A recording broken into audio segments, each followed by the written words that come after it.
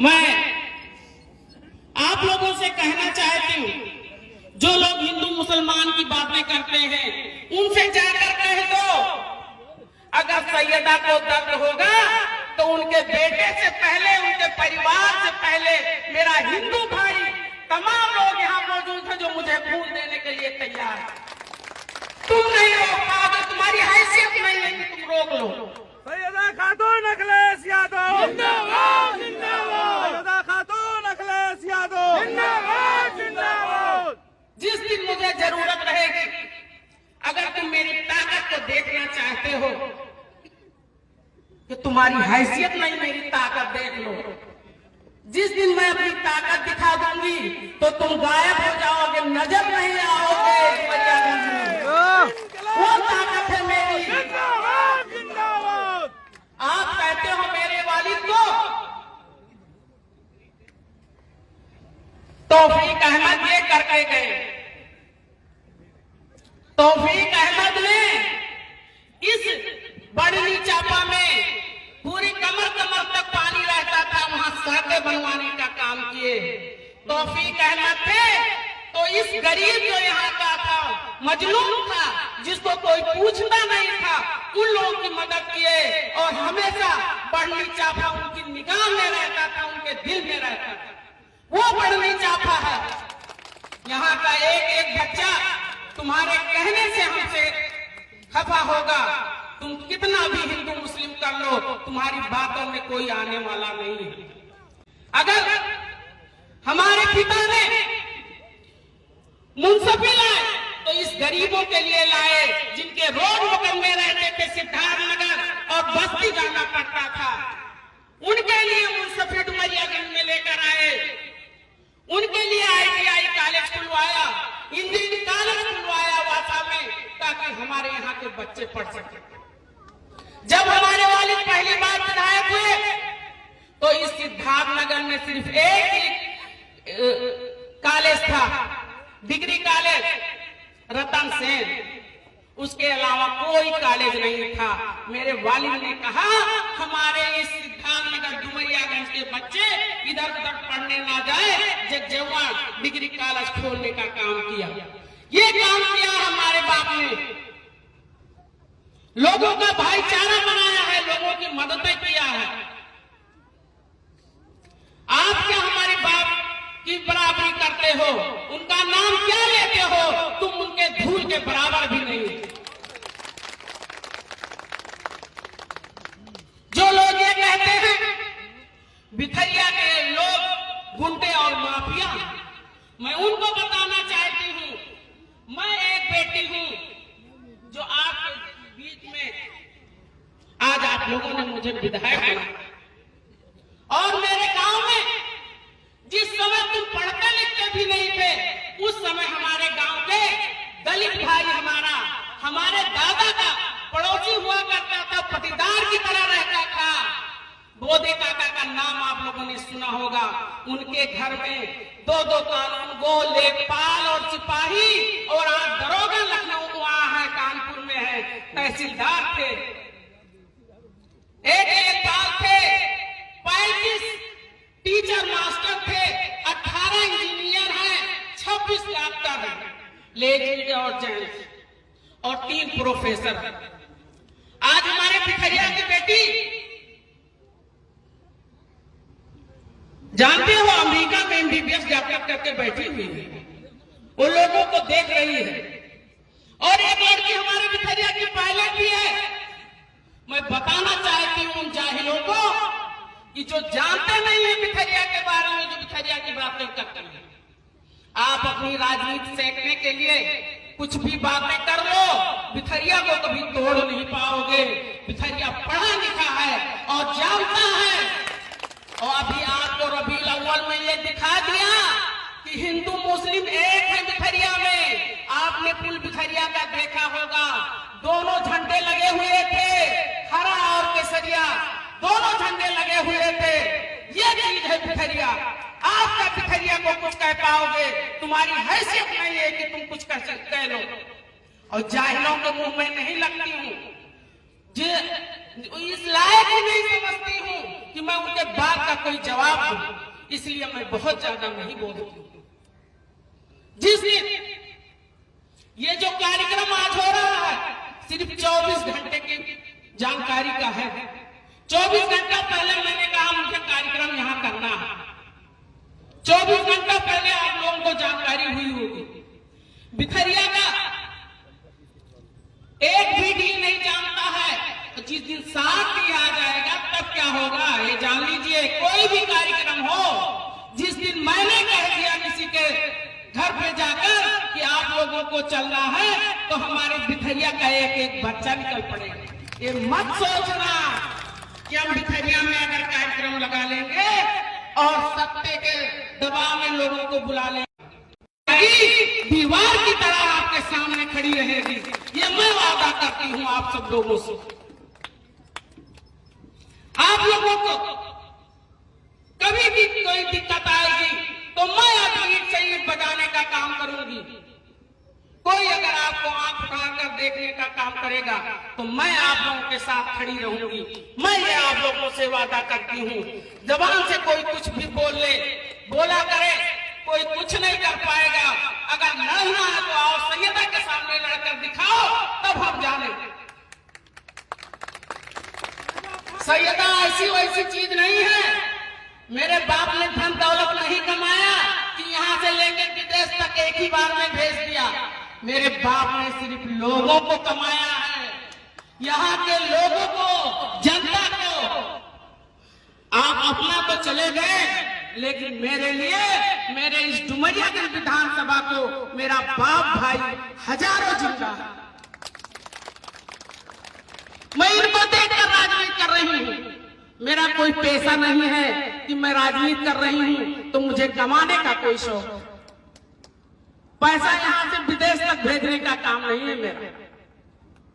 यहाँ 2022 से पहले लोग जब एक भी सड़क क्षेत्र में बनती थी उसका कमीशन लिया करते थे कि हमका जब परसेंटेज दोगे तभी सड़क बनाना, नहीं तो नहीं बनाना।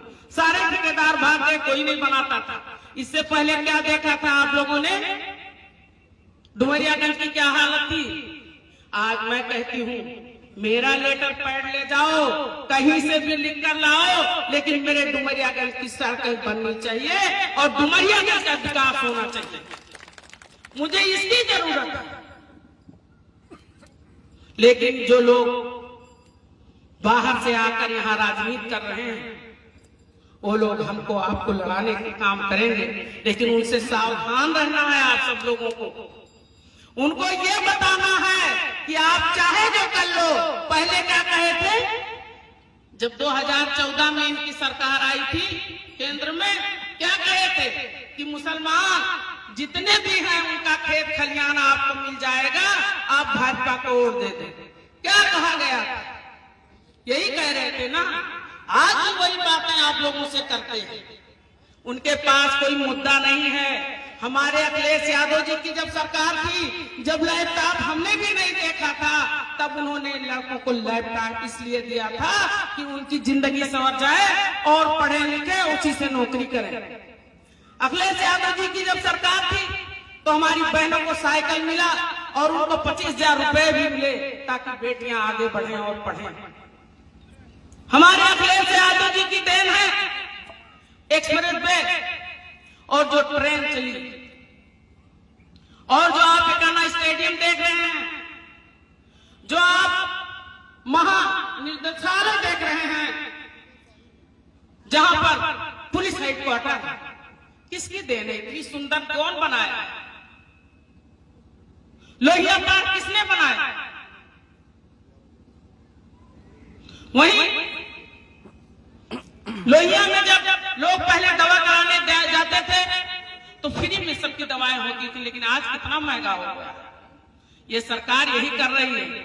अगर हमारे राष्ट्रीय अध्यक्ष, हमारे नेता ने नहीं कहा होता कि प्राइमरी स्कूल अगर मर्ज होगा, अगर लोगों का स्कूल बंद हुआ गांव-गांव, तो हम अपना स्कूल चलाएंगे, कई लोग जेल भी बेचारे गए, तब जाके सरकार मानी, तब स्कूल आपका बचा है, प्राइमरी स्कूल। नहीं तो सारे आधे स्कूल से ज्यादा बंद कर रही थी ये सरकार। ये सरकार क्या कर रही है? सिर्फ अडानी अंबानी को मजबूत कर रही है, जनता के लिए कुछ नहीं कर रही है, सिर्फ अडानी अंबानी को मजबूत कर रही है। यही उनका है मुद्दा। आपके बीच में उनके पास कोई मुद्दा नहीं है, सिर्फ बांटने का मुद्दा है, हिंदू मुसलमान करने का मुद्दा है। लेकिन उत्तर प्रदेश का की जनता, चाहे हिंदू हो चाहे मुसलमान हो, हमेशा मिलकर चले, हमेशा मिलकर चलेंगे। हम ईद में भी बुलाएंगे, हम होली में भी बुलाएंगे, हम दीपावली में भी जाएंगे। आज भी रामदेव बहू के यहाँ डुमरियागंज में होली मिलन समारोह होता है। आज भी हम लोग जाते हैं, सारे लोग इकट्ठा होते हैं। लोगों ने बहुत कोशिशें की लेकिन नहीं कर पाया। अगर डुमरियागंज में किसी ने सोचा कि डुमरियागंज में एक मंदिर भी होना चाहिए तो किसकी देन? काजी जलील अब्बासी की जो चौराहे पे मंदिर है। अगर किसी ने अगर सोचा, यहाँ का आप लोगों ने नेतृत्व दिया, तो मेरे वालिद ने ये सोचा कि डुमरियागंज में शमशान घाट होना चाहिए। बहुत नेता आए गए लेकिन किसी ने नहीं सोचा था। आप क्या हिंदू मुस्लिम करो? यहाँ की जमीन गवाह है, यहाँ के लोग गवाह है। कभी यहाँ हिंदू मुस्लिम नहीं हुआ और ना होगा, ना कभी होने वाला है। ये सोच कर बैठिए, आपकी बातों में कोई आने वाला नहीं है। यहाँ हर कोई एक दूसरे का भाई है और बहन है। हम एक दूसरे से मिलजुल कर हमेशा रहे, हमेशा रहेंगे। और आपकी बेटी जब विधायक हुई तो ये भी देख लीजिए, बहुत नेता आए गए, बहुत लोग एमपी एमएलए हुए, लेकिन डुमरियागंज कन्या इंटर कॉलेज जो टपक रहा था, जहां पे मैंने भी पढ़ाई की है, वहां का कन्या इंटर कॉलेज अगर लिखने का काम किसी ने किया तो सैयदा खातून ने किया। आज कन्या इंटर कॉलेज आधा बनकर तैयार है, आधा बन रहा। अगर डुमरियागंज का बस स्टॉप किस हालात में था, आज अगर बनकर तैयार है तो सैयदा की भाग दौड़ है। अगर आप लोगों से गिनाऊंगी कि मैंने अपनी निधि से कितने काम किए हैं तो गिनते गिनते खत्म नहीं होंगे, लेकिन वक्त खत्म हो जाएगा। इतना हमने काम किया है। जब जब मैं जीत कर आई हूं, जब से लोग हमेशा हवा देने की कोशिश करते हैं। लोग कह रहे हैं मुसलमानों से सबूत मांग रहे हैं। मैं तुम्हें क्यों सबूत दूं? तुम कौन होते हो? अंग्रेजों के तलवे चाटने वाले। सबूत देखना है तो जाओ गेट ऑफ इंडिया पर देख लो कि मुसलमानों ने कितनी कुर्बानियां दी थी जब देश आजाद हुआ था। जो अंग्रेजों के चमचे थे वही लोग सबूत मांग रहे हैं। हमारा हिंदू भाई भी वहां मरा था, हमारा मुस्लिम भाई भी वहां मरा था, तब जाकर हमारा देश आजाद हुआ। हम देश के लिए कल भी जीते थे, आज भी जिएंगे, और जब जरूरत आएगी देश के लिए हम जान भी देंगे और देश के लिए हम कुर्बान भी हो जाएंगे। ये देश हमारा है, हमारे पुरखे यहीं पे हैं, इसी मिट्टी में दफन है। इस मिट्टी को हम 5 बार चूमते हैं। ये भाजपा के लोग आजकल सबको राष्ट्रवाद बनाते हैं, अपना तो कभी बने नहीं। कितने saaloं तक झंडा तिरंगा नहीं लगा, लेकिन दूसरे को कहने पे आए हैं। मेरे भाइयों, मेरे बुजुर्गों, आप लोगों से कहना चाहती हूं कि आप लोग कभी मत घबराना इनकी बातों से। ये जबान की हवाई फायरिंग है, उससे कुछ नहीं होने वाला है।